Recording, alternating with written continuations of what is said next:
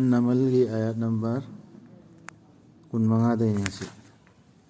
أعوذ بالله من الشيطان الرجيم. بسم الله الرحمن الرحيم. ألا يسجدوا لله الذي يخرج الخبأ في السماوات والأرض ويعلم ما تخفون وما تعلنون. الله لا إله إلا هو رب العرش العظيم. قال سننزل أصدقت أم كنت من الكاذبين. من الكاذبين. اذهب بكتابي هذا فألقه إليهم ثم تول عنهم فانظر ماذا يرجعون. قالت يا أيها الملأ إني ألقي إلي كتاب كريم إنه من سليمان وإنه بسم الله الرحمن الرحيم. سجدان توصيل الهوس سجدان له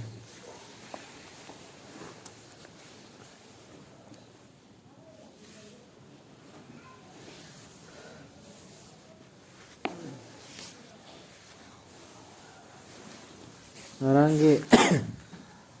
nupi ama ada hud na liba wari dun chathari sin ko uchiek tu na paudam bado du gi nupi konung du mahoi si ma thai khir du aina thengna ki ma amasung ma gi mi sing na numita khurumba labu thamlaga leiteng bi khre makhoi da shaitan na makhoi gi thabak sing du aduga thatpi khre makhoi bu lambi du dagi aduna makhoi si lamjing phangdri bani. मखोइन तौरिबा अमल मखोइना पूजा तौरिबा mama इबादत तौरिदो दु लैतेंग खरे शैतान न खजान खरे पामान खरे समान ओइद्रिबा मखोइना सजदा तौदे अल्लाह दा आसमान से अमसुंग पृथ्वी दा लोलिबा पुन्ना मकपु पुथोक पिरकलिबा अदुगा नखोइना लोसिलिबा अमदि नखोइना फोंदोकलिबा पुन्ना मकपु खंगबिरिबा अल्लाह दो अदु सजदा तौदे बुजकी मिसिंग दुना अना हाय मसे हुदहुदना उचेक्तुना Allah aduda laitabani lai amata manatana madi rabni achauba fambalil. Sulaiman na haiki aikhoina yengani nang achumba ngangbara natraga nang oidaba ngangba singi manungdagi oibra haibado test tawdori haidi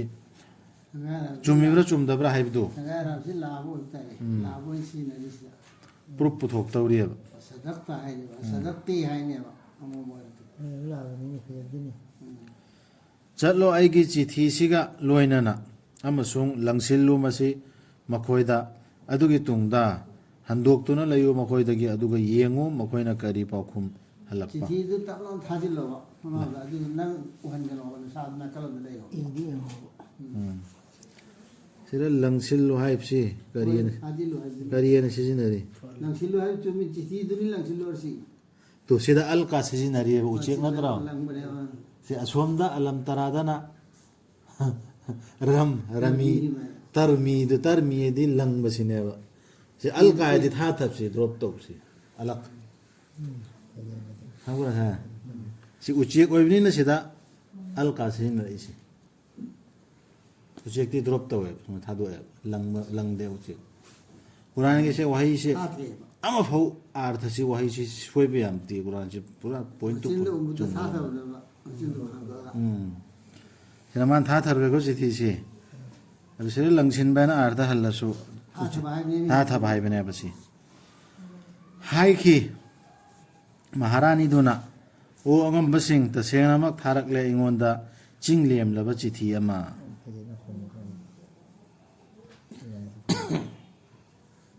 तसेनामक मसी सुलाइमान दगिनी अदुगा तसेनामक मसीदा इरी अल्लाह गी मिंगदा थौजाल हैबा कनबी हैबा बिस्मिल्लाह इरिया से नुपी दुन हाइरिमी को चाउथोकनो अइंगोंदा से सिथि Howrah Emmy लाकु अइंगोंदा चंगजरबा सिंग ओइना मुस्लिम ओइना लाओन हाइरिम मुस्लिम ओइना लाओ अइंगोंदा चाउथोकनो मान high की ओ अंगम busing पारे ओ अंगम busing ꯄꯥꯎꯇꯥꯛ ꯄꯤꯌꯨ ꯑꯩꯉꯣꯟꯗ ꯑꯩꯒꯤ ꯊꯕꯛꯁꯤꯗ ꯑꯩꯅ ꯋꯥꯔꯦꯞ ꯇꯥꯗꯦ ꯅꯈꯣꯏꯅ ꯑꯩꯒꯤ ꯁꯥꯈꯤ ꯑꯣꯏꯗꯅ ꯅꯈꯣꯏꯒꯤ ꯑꯌꯥꯕ ꯌꯥꯎꯗꯅ ꯈꯟꯅꯕ ꯍꯧꯔꯛꯏꯃꯤ ꯁꯤ ꯀꯥꯎꯟꯁꯤꯜꯁꯤ ꯐꯝꯃꯒ ꯇꯥꯕꯅꯦ ꯋꯥꯔꯦꯞ ꯇꯥꯗꯦ ꯏꯇꯣꯝꯇ ꯇꯥꯗꯦ ꯀꯔꯤ ꯇꯧꯁꯤꯒꯦ ꯍꯥꯏꯌꯨ ꯁꯤ ꯈꯟꯅꯕ ꯍꯧꯔꯛꯏꯃꯤ ꯑꯩꯅ ꯍꯥꯏꯕ ꯈꯟꯅꯔꯤꯕ ꯅꯤꯡꯊꯧꯒꯤ ꯅꯨꯄꯤꯗꯨ ꯃꯍꯥꯔꯥꯅꯤꯗꯨꯒ ꯃꯥꯏ ꯃꯅꯥꯛꯅꯆꯤꯟꯁꯤꯡꯗꯨꯒ ꯃꯈꯣꯏꯅ ꯍꯥꯏꯈꯤ ꯑꯩꯈꯣꯏ ꯄꯥꯡꯒꯜ ꯂꯩꯕ ꯃꯤꯁꯤꯡꯅꯤ ꯑꯩꯈꯣꯏ ꯀꯜꯂꯤ ꯑꯩꯈꯣꯏ ꯀꯅꯥ ꯂꯩ ꯑꯩꯈꯣই ꯁꯔꯀꯥꯔ ꯌꯥꯝꯅ ꯂꯤꯡꯉꯤ ꯁꯥꯊꯤꯕ ꯂꯥꯟꯒꯤ ꯁꯛꯇꯤ ꯂꯩꯕꯁꯤꯡꯅꯤ ꯂꯥꯟꯃꯤꯅꯤ ꯑꯩꯈꯣꯏ ꯑꯗꯨꯕꯨ ꯍꯨꯀꯨꯝꯗꯤ ꯅꯪꯒꯤꯅꯤ ꯌꯦꯡꯕꯤꯔꯣ ꯅꯪꯅ ꯀꯔꯤ ꯍꯨꯀꯨꯝ ꯇꯧꯒꯗꯒꯦ ꯍꯥꯏꯕꯗꯨ ꯃꯥꯅ ꯍꯥꯏꯈꯤ ꯇꯁꯦꯡꯅꯃꯛ ꯅꯤꯡꯊꯧꯁꯤꯡꯅ ꯃꯈꯣꯏꯅ ꯆꯪꯕꯗ ꯁꯍꯔ ꯑꯃꯗ ꯃꯈꯣꯏꯅ ꯃꯥꯡ ꯇꯥꯛꯍꯜꯂꯤ ꯃꯗꯨꯕꯨ ꯂꯥꯟ ꯇꯥꯔꯛꯇꯅ ꯆꯪꯕ ꯇꯥꯔꯗꯤ ꯃꯥꯏ ꯂꯥꯟꯃꯤꯁꯤꯡꯗꯨꯅ ꯑꯞꯁꯗꯨꯍꯥ ꯃꯗꯨꯒꯤ ꯂꯝꯗꯨ ꯃꯥꯡ ꯇꯥꯛꯍꯜꯂꯦ ꯇꯥꯛꯍꯜꯂꯦꯕ ꯃꯗꯨꯕꯨ ꯑꯗꯨꯒ ꯑꯣꯏꯍꯜꯂꯤ ꯃꯗꯨꯒꯤ ꯏꯖꯠ ꯂꯩꯕ ꯃꯤꯁꯤꯡꯗꯨ ꯈ꯭ꯋꯥꯏꯗꯒꯤ ꯂꯩꯈꯥ ꯇꯥꯕ ꯃꯈꯣꯏꯗꯤ ꯑꯗꯨꯝꯅ ꯇꯧꯏ ꯂꯥꯟꯗꯥꯔꯛꯑꯗꯤ ꯁꯤ ꯃꯥꯅ ꯍꯥꯏꯔꯛꯏꯃꯤ ꯃꯍꯥꯔꯥꯅꯤꯗꯨꯅ ꯇꯁꯦꯡꯅꯃꯛ ꯑꯩꯅ ꯊꯥꯒꯅꯤ ꯃꯈꯣꯏꯗ ꯈꯨꯗꯣꯜ ꯑꯃ ꯑꯗꯨꯒ ꯌꯦꯡꯒꯅꯤ ꯀꯔꯤ ꯄꯥꯎꯈꯨꯝꯒ ꯂꯣꯏꯅꯅ ꯍꯜꯂꯛꯄꯒꯦ ꯍꯥꯏꯕꯗꯨ ꯄꯥꯈꯣꯜꯂꯣꯏꯁꯤꯡꯗꯨꯅ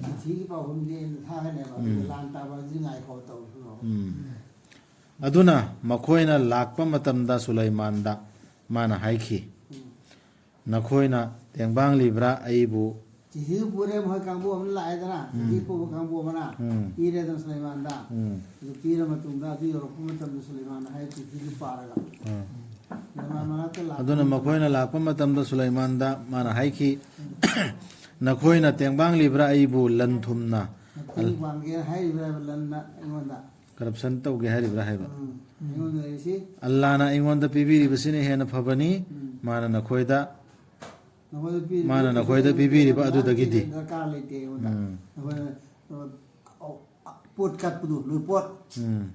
ꯊꯥꯕꯒꯤ ꯗꯔꯀꯥꯔ ꯂꯩꯇꯦꯕ ꯍꯗꯤꯌꯥ ꯄꯤꯕꯗꯨ ꯅꯠꯇꯦ ꯅꯈꯣꯏꯅꯤ ꯅꯈꯣꯏꯒꯤ ꯈꯨꯗꯣꯜꯗ ꯍꯔꯥꯎꯖꯔꯤꯕꯗꯤ ꯈꯨꯗꯣꯜꯗ ꯍꯗꯤꯌꯥꯗ ꯍꯔꯥꯎꯖꯕꯗꯤ ꯅꯈꯣꯏꯅꯦꯕ ꯑꯩ ꯑꯗꯨꯒꯤ ꯗꯔꯀꯥꯔ ꯂꯩꯇꯦꯕ ꯍꯜꯂꯣ ꯃꯈꯣꯏꯗ ꯑꯩꯈꯣꯏ ꯁꯣꯏꯗꯅ ꯂꯥꯛꯀꯅꯤ ꯃꯈꯣꯏꯗ ꯂꯥꯟꯃꯤꯁꯤꯡꯒ ꯂꯣꯏꯅꯅ ꯃꯈꯣꯏꯅ ꯃꯥꯌꯣꯛꯅꯕ ꯉꯝꯂꯣꯏꯗꯕ ꯑꯗꯨꯒ ꯑꯩꯈꯣꯏꯅ ꯇꯥꯟꯊꯣꯛꯀꯅꯤ ꯃꯈꯣꯏꯕꯨ ꯃꯐꯝꯗꯨꯗꯒꯤ ꯆꯣꯞꯍꯟꯗꯨꯅ ꯑꯣꯏꯒꯅꯤ ꯃꯈꯣꯏ ꯑꯇꯣꯟꯕꯁꯤꯡ ꯄꯥꯎꯈꯨꯝ ꯄꯤꯔꯤꯃꯤ ꯃꯈꯣꯏ ꯑꯇꯣꯟꯕ ꯑꯣꯏꯒꯅꯦꯕ ꯁꯨꯂꯩꯃꯥꯟꯅ ꯍꯥꯏꯈꯤ ꯑꯣ ꯑꯉꯝ ꯃꯊꯧꯁꯤꯡ ꯅꯈꯣꯏ ꯀꯅꯥꯅ ꯄꯨꯔꯛꯄ ꯉꯝꯒꯅꯤ ꯑꯩꯉꯣꯟꯗ ꯃꯥꯒꯤ ꯇꯥꯡꯕꯜꯗꯨ ꯃꯈꯣꯏꯅ ꯑꯩꯉꯣꯟꯗ ꯂꯥꯛꯇ꯭ꯔꯤꯉꯩꯒꯤ ꯃꯃꯥꯡꯗ ꯆꯪꯖꯔꯕꯁꯤꯡ ꯑꯣꯏꯅ ꯃꯨꯁꯂꯤꯝ ꯑꯣꯏꯅ ꯑꯣꯜꯂꯒ ꯃꯈꯣꯏꯅ ꯂꯥꯛꯇ꯭ꯔꯤꯉꯩꯗꯅꯦ ꯀꯅꯥꯅꯣ ꯃꯣꯏ ꯇꯥꯡꯕꯜꯗꯨ ꯊꯥꯡꯉ ꯄꯨꯕ ꯉꯝꯒꯗ꯭ꯔꯦ ꯃꯥꯒꯤ ꯐꯧꯖꯤꯁꯤꯡꯗꯨꯅ ꯍꯪꯉꯤꯃꯤ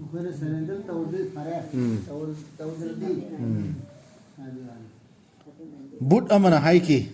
ꯖꯤꯟꯁꯤꯡꯒꯤ ꯃꯅꯨꯡꯗꯒꯤ ꯑꯩ ꯄꯨꯔꯛꯀꯦ ꯃꯗꯨ ꯅꯪꯉꯣꯟꯗ ꯅꯪꯅ ꯂꯦꯞꯈꯠꯇ꯭ꯔꯤꯉꯩꯒꯤ ꯃꯃꯥꯡꯗ ꯅꯪꯒꯤ ꯅꯐꯝꯗꯒꯤ ꯇꯁꯦꯡꯅꯃꯛ ꯑꯩ ꯃꯗꯨꯒꯤ ꯁꯛꯇꯤ ꯂꯩꯕꯅꯤ ꯊꯥꯖꯅꯤꯡꯉꯥꯏꯅꯤ ꯅꯪꯅ ꯅꯤꯡꯊꯧꯗꯨꯅ ꯍꯧꯒꯠꯂꯛꯇ꯭ꯔꯤꯉꯩꯗ ꯅꯪꯅꯅꯦ ꯃꯍꯥꯔꯥꯖ ꯅꯪꯅ ꯍꯧꯒꯠꯂꯛꯇ꯭ꯔꯤꯉꯩꯗ ꯑꯩ ꯊꯥꯡꯉꯛꯑꯒꯦ ꯍꯥꯏꯔꯤꯃꯤ ꯗꯥꯏꯂꯣꯒꯁꯤ ꯖꯤꯜꯂꯝꯅ ꯌꯥꯝ ꯃꯃꯥꯡ ꯀꯟ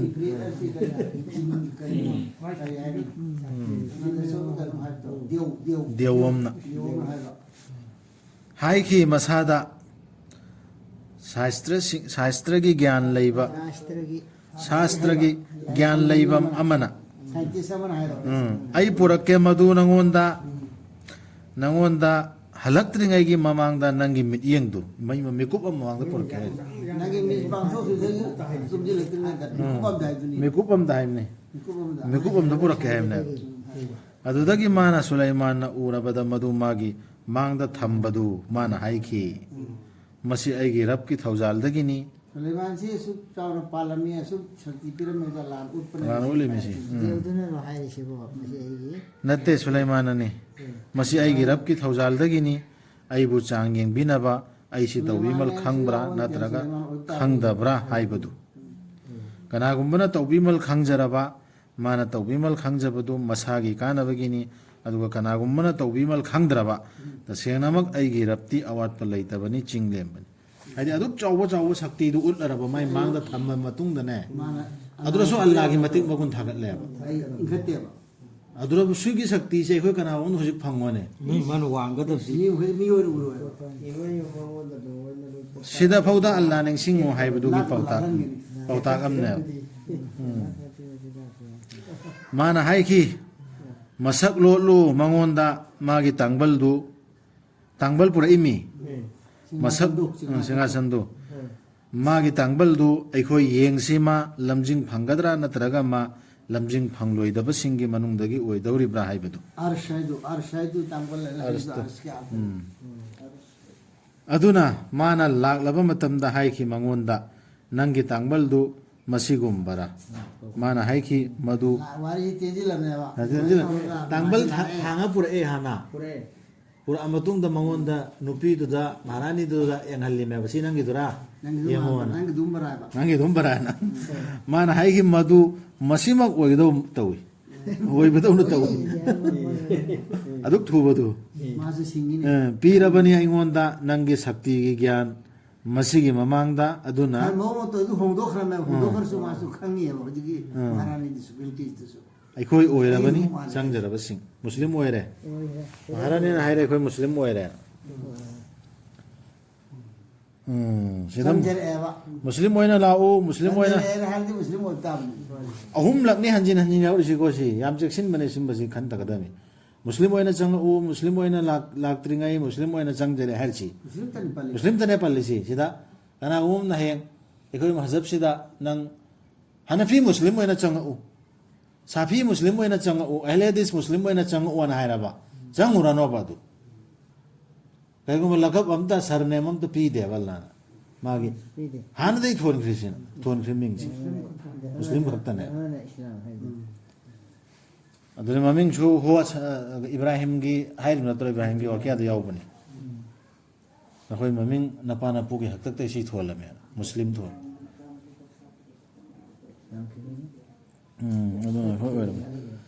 ꯊꯠꯈꯤꯕꯅꯤ ꯃꯥꯕꯨ ꯑꯆꯨꯝꯕ ꯂꯥꯏꯅꯤꯡꯗꯒꯤ ꯑꯜꯂꯥ ꯅꯠꯇꯕ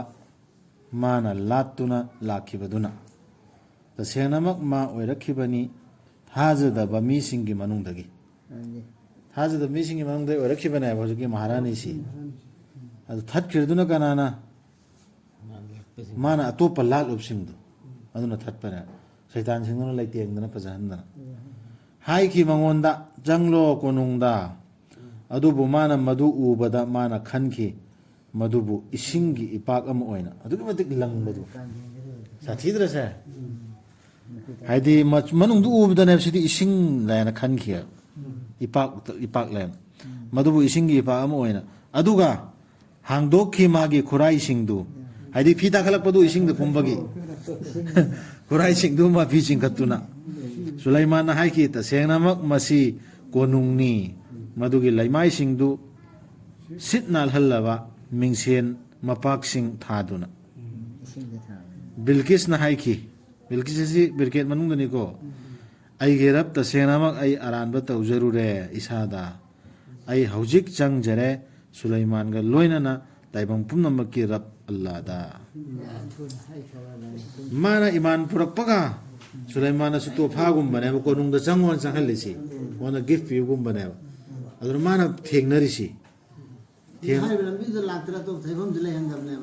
adu latra ya ꯌꯥꯗ ꯂꯩꯕꯗꯨꯅ ꯍꯧꯖꯤꯛ ꯂꯥꯛꯏꯁꯤꯅ ꯍꯦꯟꯅ ꯐꯖꯔꯝꯃꯦ de chamo hai mi athon ta masi takat pane ngakna ma fi takhallimi ke singne ai khoi di khaji khara Allah gi ne masi ubda Allah gi sugriya da to kauthoeba adu sida aduk chauba shakti leiraba